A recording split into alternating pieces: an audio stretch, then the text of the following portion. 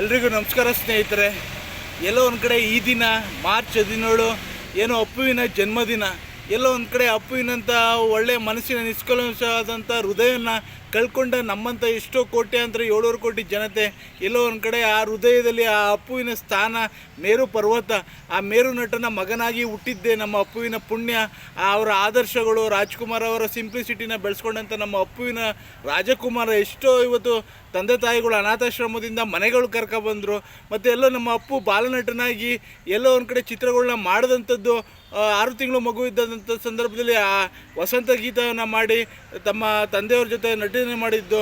ಮತ್ತು 1 ವರ್ಷದ ಮಗು ಇದ್ದಾಗ ಪ್ರೇಮದ ಕಾಣಿಕೆ, ಹೀಗೆ ಎಷ್ಟು ಅವರು ಚಲಿಸುವ ಮೋಡಗಳು, ಮತ್ತು ಪರಶುರಾಮು, ಹ್ಯಾರಿವನು, ಮತ್ತು ಈ 2 ನಕ್ಷತ್ರಗಳು, ಅವರು ಮಾಡಿದಂಥ ಪಾತ್ರಗಳು ಎಲ್ಲೋ ಒಂದು ಕಡೆ ಜನಸಾಮಾನ್ಯರ ಬಾಲನಟನಾಗಿ ಇವತ್ತು ಜನಸಾಮಾನ್ಯರ ಹೃದಯದಲ್ಲಿ ಮುಟ್ಟುವಂಥ ಪಾತ್ರಗಳನ್ನ ಮಾಡಿದ್ದಾರೆ.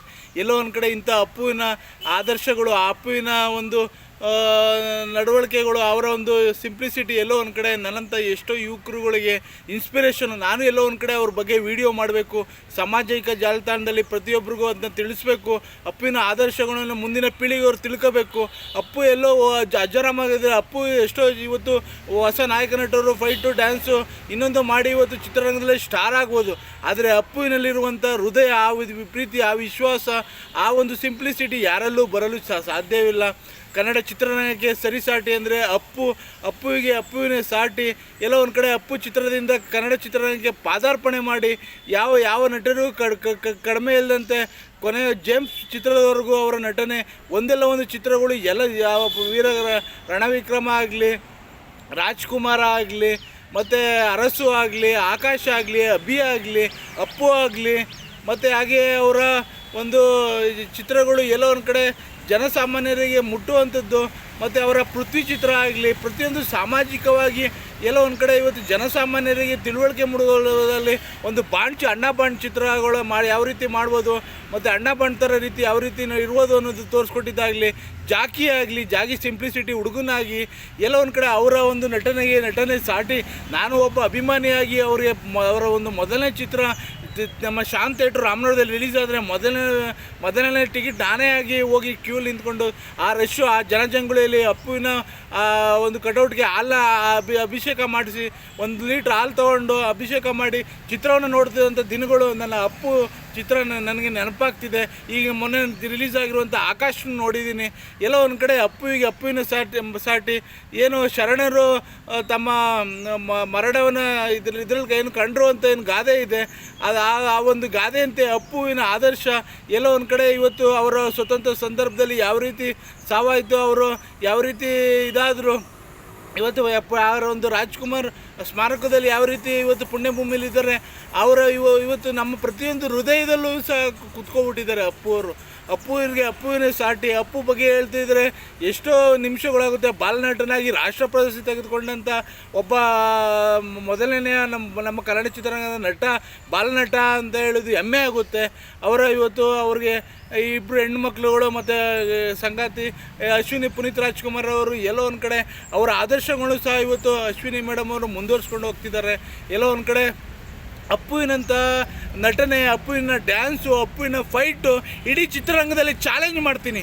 ಯಾವ ಒಬ್ಬ ನಟನೂ ಸಹ ಮಾಡೋಕ್ಕಾಗದಿರುವಂಥ ಫೈಟ್ಗಳನ್ನ ಮಾಡ್ತಿದ್ರು, ಯಾವ ಒಬ್ಬ ನಟನು ಮಾಡ್ತಿರೋ ನೃತ್ಯವನ್ನು ಮಾಡ್ತಿದ್ರು. ಕನ್ನಡ ಚಿತ್ರದ ಒಂದು ಮಾಣಿಕ್ಯ ನಮ್ಮ ಅಪ್ಪುವಿನ ಸಾಟಿ. ಅಪ್ಪು ಬಗ್ಗೆ ಹೇಳಿದ್ರೆ ಇನ್ನೂ ಗಂಟೆಗಟ್ಟಲೆ ಆಗುತ್ತೆ. ಅಪ್ಪುವಿನ ಜನ್ಮದಿನ ಇವತ್ತು. ಅವರು ಇದ್ದಿದ್ರೆ ಇವತ್ತು 51 ವರ್ಷ ಅಂಥ ಹೃದಯವಂತ ಕರುಣಾಮಯಿ ಅಪ್ಪು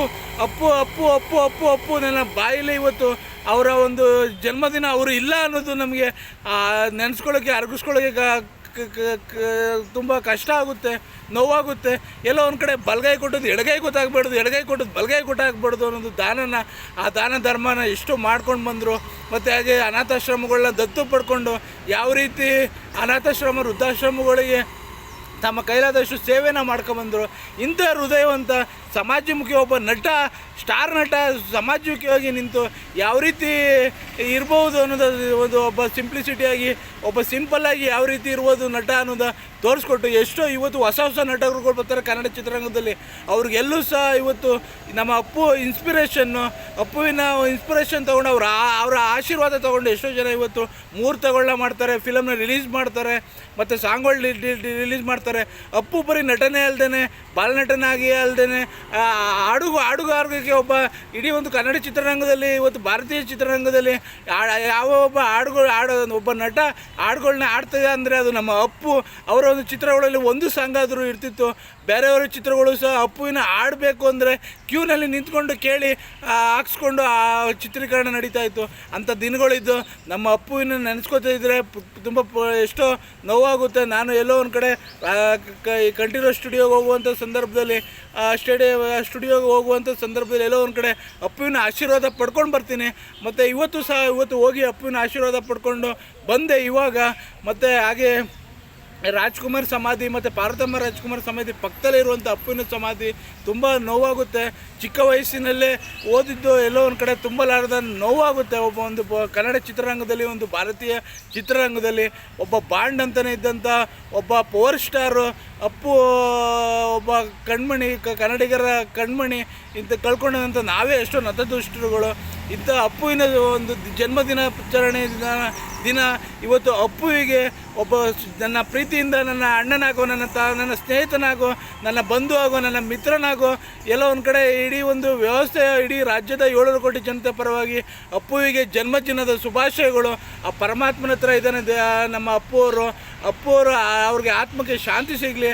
ಅವ್ರಿಗೆ ಒಂದು ಇಡೀ ಒಂದು ರಾಜ್ಯದ ಜನತೆ ಗೌರವದಿಂದ ಈ ಬರ್ತ್ಡೇನ ಸೆಲೆಬ್ರೇಷನ್ ಮಾಡೋಣ.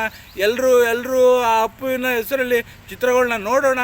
ಅಪ್ಪುನ ಇನ್ನಷ್ಟು ಬೆಳೆಸೋಣ. ಅಪ್ಪು ಚಿತ್ರಗಳು ಪ್ರತಿ ವರ್ಷವೂ ರಿಲೀಸ್ ಆಗ್ತಾನೆ ಇರುತ್ತೆ. ಅಶ್ವಿನಿ ಮೇಡಮ್ ಹೇಳಿದ್ದಾರೆ, ಅವರ ಒಂದು ಬರ್ತ್ಡೇಗೆ ಒಂದೊಂದು ಚಿತ್ರಗಳು ರಿಲೀಸ್ ಮಾಡ್ತೀವಿ ಅಂತ. ಕನ್ನಡಿಗರ ರಸಿಕರ ಒಂದು ಕನ್ನಡಿಗರ ಪ್ರೇಕ್ಷಕರಲ್ಲಿ ಹೃದಯದಲ್ಲಿ ಅಪ್ಪುರು ಅಜರಾಮರಾಗಿರ್ತಾರೆ. ಇಂಥ ಒಂದು ಇವತ್ತು ಮಾರ್ಚ್ 17 ಅವರ ಹುಟ್ಟುಹಬ್ಬದ ದಿನ ಅವ್ರಿಗೆ ಐಶ್ವರ್ಯ ಎಲ್ಲವನ್ನು ಕೊಡಲಿ ಅವ್ರ ಕುಟುಂಬಕ್ಕೆ ಅಂತ ನಾನು ಬೇಡ್ಕೋತಾ, ಅಪ್ಪುವಿನ ಜನ್ಮದಿನದ ಶುಭಾಶಯಗಳು. ಅಪ್ಪು ಸರ್, ನಿಮಗೆ ಆತ್ಮಕ್ಕೆ ಶಾಂತಿ ಸಿಗಲಿ ಅಂತ ಕೇಳ್ತಿದ್ದೀನಿ. ಜೈ ಕನ್ನಡ, ಜೈ ಅಪ್ಪು, ಜೈ ಕರ್ನಾಟಕ, ಜೈ ರಾಜ್ಕುಮಾರ್. ಒಂದೇ ಮಾತರಂ.